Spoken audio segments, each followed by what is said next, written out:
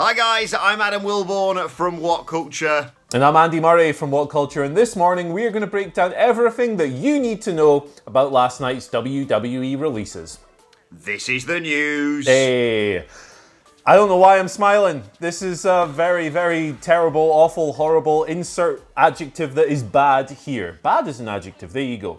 We got all kinds of stuff to get through today. Obviously, yesterday, dozens of WWE employees were either released from the company outright or furloughed. This came following a conference call from Vince McMahon. All kinds of names are gone. Rusev, Carl Anderson, Luke Gallows, Kurt Angle, Leo Rush, EC3. That barely scratches the surface, but I'm presuming you know all this by now. What we're going to do is run through what has developed since then. So, WrestleVotes, tweet last night.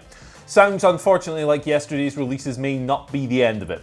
They tweeted, "All I can say is wow at this point. The number of people, staff and talent let go will be in the hundreds when it's all said and done. Well into the hundreds. A dark day in WWE history."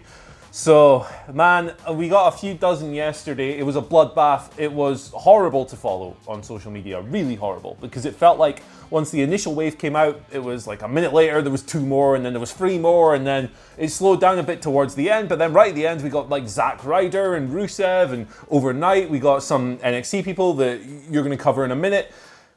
Wow, man, I was bowled over, and to think that hundreds of people could lose their jobs here. WWE employ 900 and something, I believe, independent contractors and employees. It's a big chunk of the workforce.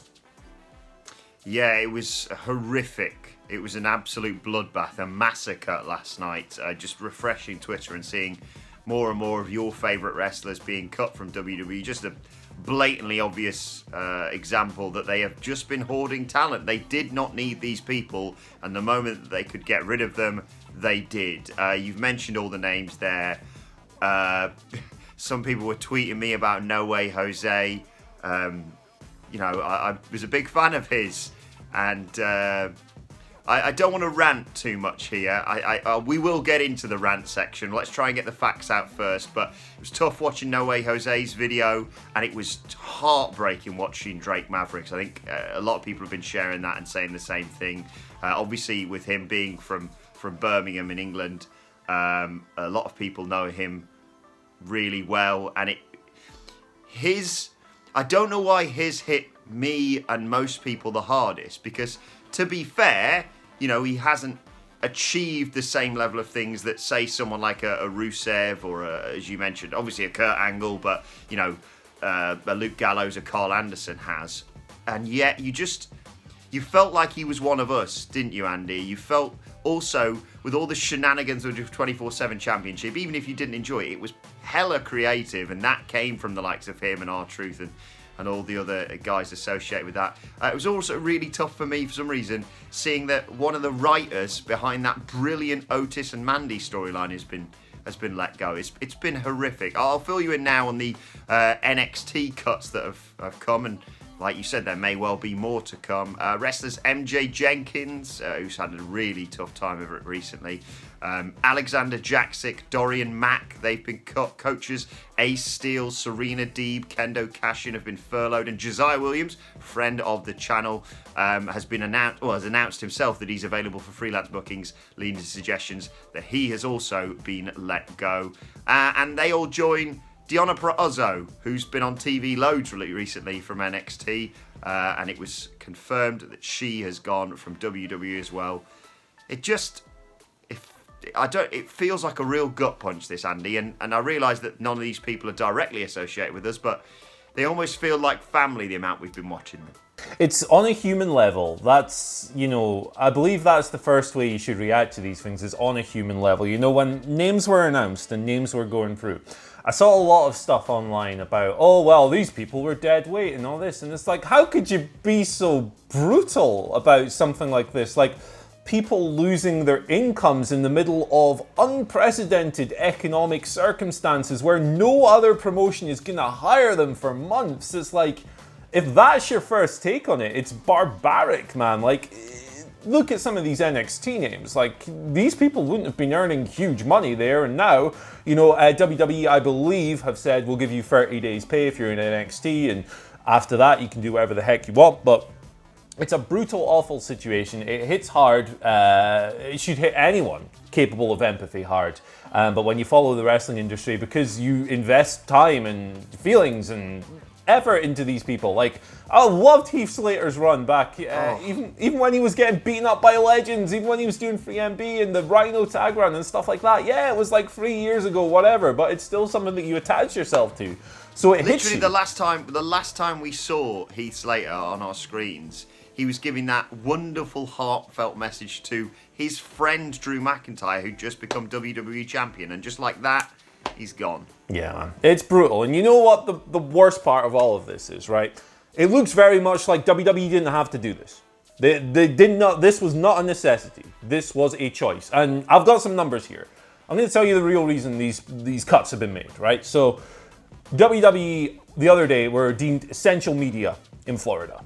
The company themselves yesterday on their own corporate website said that they had $500 million in a reserve fund comprised of cash and debt capacity to, and I quote, manage the challenges ahead. They've set aside this fund of cash and debt capacity in order to prevent things like this happening. This was published on the same day of the releases. Brandon Thurston, the foremost independent expert in WWE finances, has a wonderful, in-depth breakdown of WWE, the challenges they face in COVID, how their financials will project throughout the year. It takes everything into account. It takes the lost revenue through live shows and everything else you can possibly think of. And through his projections, even with the lost revenue, this promotion was still set to make $121 million in operating income despite what's going on around the world. That, my friends, is a record figure, okay? So you look at this and you deduce WWE were still going to make record-breaking profits if they kept these people on board.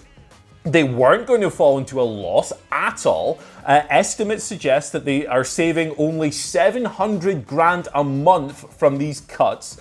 They didn't need to do this, is what I'm saying.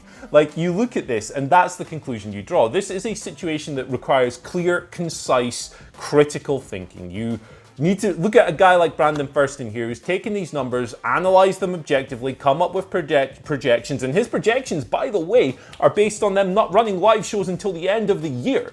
If they come back in September and they're able to run live events again, that operating income might be even higher than $120 million. It is, by the looks of it, a gross, craven, horrible move, heartless, at a time that has never been worse for someone to be a pro wrestling free agent. And I can't think of a single defense for this, Adam Wilborn. No, it is, like you said, heartless. It's Vince McMahon being a money-grabbing bastard, more so than arguably we've ever seen before. You know, yes, they're going to lose revenue, as you said, from the lack of live events and the speculation about what's going to happen with their TV deals and what's going to go on with Saudi Arabia and stuff. But WWE were going to be fine. I saw Dave Meltzer tweeting about this as well. You know, the UFC were heavily criticised when they decided to plough on and get a private island or whatever. But Endeavour and the UFC got huge amounts of debts. They were, bought for like $4 billion, I do believe, a few years ago. So it's not understandable. It's never justifiable in these contexts. But there's an element of reasoning why UFC did what they did. But like you said, Andy, it's just firing these people or releasing or furloughing, whatever you want to call it, these people is a drop in the ocean compared to what they're going to make anyway. They're going to be absolutely fine. WWE, as we've said on a million times, have future-proofed themselves for years. And yes, whilst this is an unprecedented situation, getting rid of these people who, as I said, they simply hoarded so they couldn't go somewhere else, and now they physically cannot go somewhere else, at least for the next few months. They're like, you're dead weight, we can get rid of you. And all these releases are terrible. I want to get this across. I tweeted this last night. All the releases are terrible. Whether or not the guys have said that they will come and work for these inexplicable live shows or the tapings or whatever, I think it's completely down to you. I'm placing no blame on anyone who said that they didn't want to come and risk their lives and risk, family members' lives and friends' lives by traveling and doing these shows. There's no blame on them whatsoever. However, when you look at people like, for example, No Way Jose and Sarah Logan, they are just two examples. You could use Gallows and Anderson, even though that was, slightly separate and different. It was the Boneyard match or whatever. But these people who've been told by medical officials the best thing for you to do and for you to protect yourself and your loved ones is to stay at home. They have risked their lives to travel to, for example, as No Way Jose and Sarah Logan did, to travel to Monday Night Raw this week to get effectively jobbed out, and in Sarah Logan's case, it's kayfabe arm broken, and a day or two later, they're told they're not needed. It's just the worst. And, there's another bad take that we kind of have to shoot down really quickly. There's lots of people saying, well, all sports teams are releasing and furloughing people and all this stuff. Okay, cool, yes, you're correct. But these sports teams are making colossal losses. WWE's not. WWE was going to make record-breaking profits. WWE is sitting on a massive pile of money. You can't equate the two situations. They're not even remotely similar. Look at what companies like New Japan are doing right now. New Japan are 80% reliant on live revenues. New Japan's financials are going to nosedive. They haven't released a single person. Says a lot. And didn't I see last night on Twitter someone from New Japan was saying that wrestling should be the last thing that reopens? Tanahashi and a cabal of other wrestlers went and spoke to some kind of political assembly in Japan and pled for this. Yeah, it's night and day. The reaction between the top promotion in the game, the most valuable, the most visible promotion in the game, and New Japan, who are third at this stage? It's nuts. It's nuts. My deepest sympathies goes out to anyone who's been released and is struggling from this, but this is gross, craven, horrible stuff from WWE. Little more detail on the cuts. One, I suppose you could call it a saving grace. It's not really much.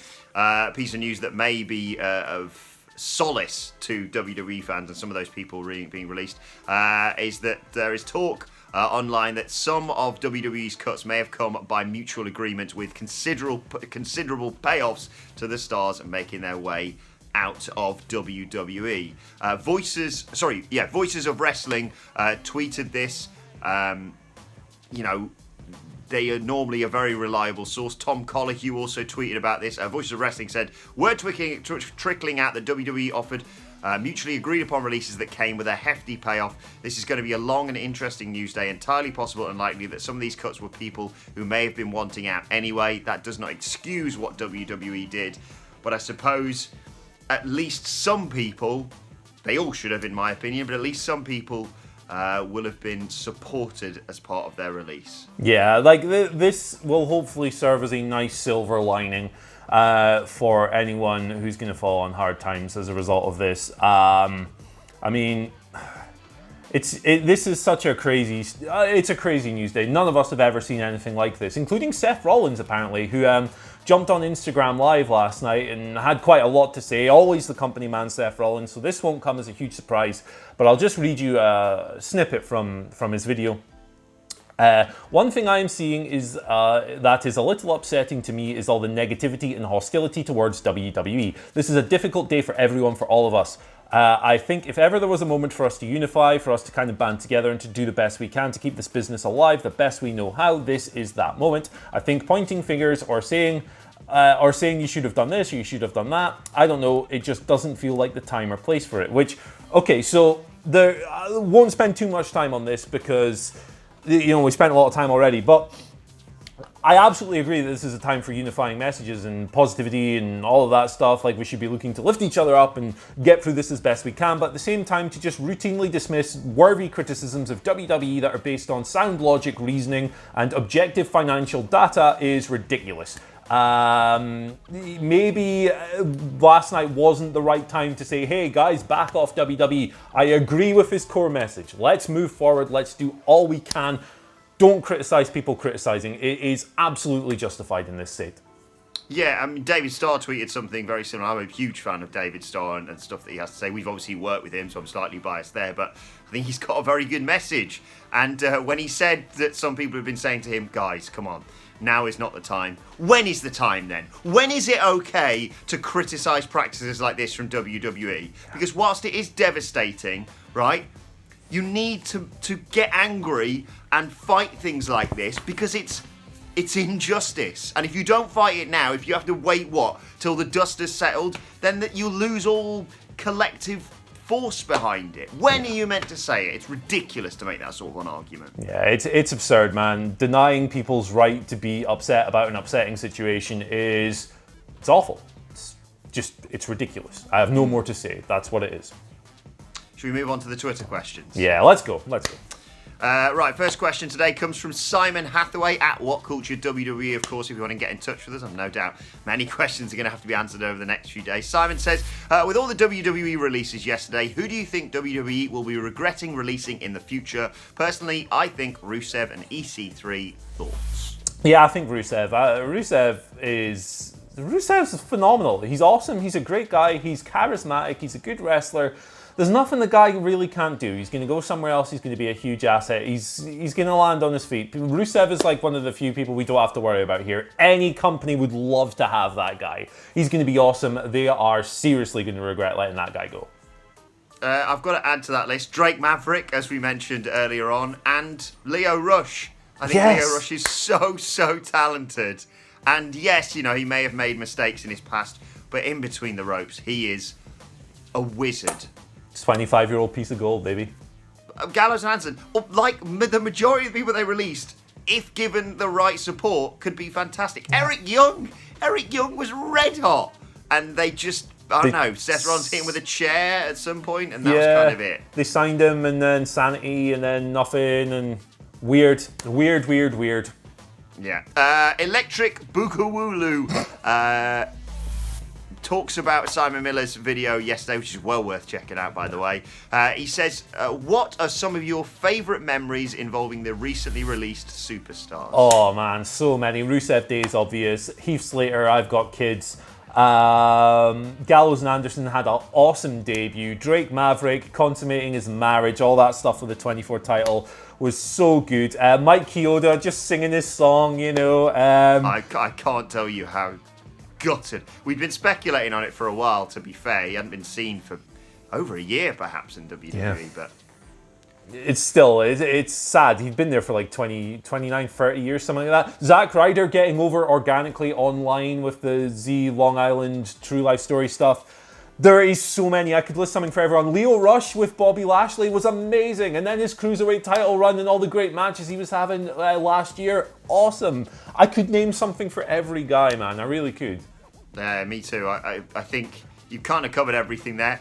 Personally, Mike Chioda, the Mike Chioda song, which we will continue to do on live streams as an homage to that legend, no doubt, who will be hopefully all elite very soon. But like, No Way Jose. Like, No Way Jose. I didn't watch NXT, so I didn't know about him. And when he turned up on the main roster, I was like, who is this guy? Yeah. I was campaigning for ages that whenever they came to the UK, I wanted to be part of his conga line. Maybe, now he's not in WWE, that can finally happen. And you mentioned Zack Ryder there. That WrestleMania title win, yes, they took it off him the night after, and yes, they had built him weirdly in the process, but it was just like a culmination of like, all right, I mean, it's not when we thought it was going to be, and WWE clearly aren't invested in all this, but yeah, Zack Ryder Intercontinental Champion, okay. Let's do some this. Great stuff. Yeah, let us know some of your favourite memories involving the recent release superstars in the comment section. Too many to call here. Final question today. I suppose I can sort of tackle this. Right. Owen, I never know how to pronounce this, Andy. I-E-U-A-N. I-E-U-A-N. I have no idea, brother. I'm going to go with Ewan, Benny. I do apologise, I've got it wrong. Anyway, he asks... when are you going to do a full breakdown podcast of all this? I can't even say I'm taking in everything that's happened. Half of the locker room being thrown out as if they're nothing. They are all individuals with family and lives, yet WWE only care about the money. Very good point, that. Well, myself and the Dudley Boys hopefully will be sitting down later on today to discuss this in detail for Get the Table. But I sense across all of us here at WhatCulture, Andy, it's going to be a lot to cover, and it will be covered a lot in the next few days. Yeah, loads of stuff coming across various platforms, videos, podcasts, articles on the website. Keep locked. We'll endeavour to have everything you need to know, and hopefully some more as well. Indeed. We normally would do an and finally here. It kind of feels inappropriate to do it. So I suppose we just use this platform to tell you to go and support your favourite wrestlers. If they've just been released, please go and support them in whatever way you can. We talked about indie wrestlers buying their t-shirts. If you can go and, support them buying their t-shirts, whatever way you can, please go and do that. But it's just a really sad day today, isn't it, Andy? It's one of the worst I can remember. Short of people passing away and stuff, it's up there. Well, let us know your thoughts on all of today's news stories in the comments section below. Don't forget to like, share, and subscribe. And subscribe to What Culture Wrestling on either iTunes, Spotify, or wherever you get your podcasts from for daily wrestling podcasts. As I said, we're going to be going into detail in this with myself and the Dudley Boys later on today, and reviewing the Wednesday Night War later on. Plus, let us know your thoughts and loads more Twitter questions. We will be dealing with these in the days going forward at WhatCulture WWE. What's there? You can follow both of us. You can follow Andy Murray at... You can follow me at Andy H. Murray. The H stands for help. If you can help in any way, if these people are selling merch, like Adam said, please do. You can follow me at Adam Wilborn. Follow us all at WhatCulture WWE. My thanks to Andy Murray. Thanks to you for watching, and we will see you soon.